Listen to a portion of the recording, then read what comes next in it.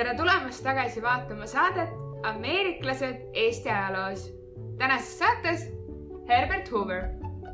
Hakkame vaatama.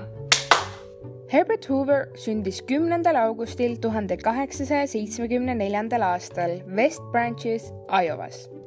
Hoover oli esimene endine Ameerika Ühendriikide president, kes külastas Eestit. Kuid tema kokkupuuted Eestiga ei piirdunud vaid ühe külaskäiguga. Nimelt algatas Hoover presidendina ka suuremahulise toiduprogrammi Eestile ning tegi Pariisi rahukonverentsil lobitööd just Balti riikide hüvanguks.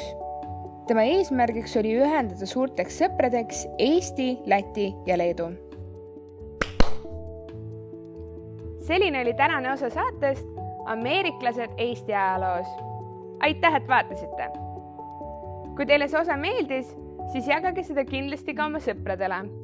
Ja et mitte jääda ilma järgmisest episoodist, jälgige saatkonda ka sotsiaalmeedias. Kohtumiseni!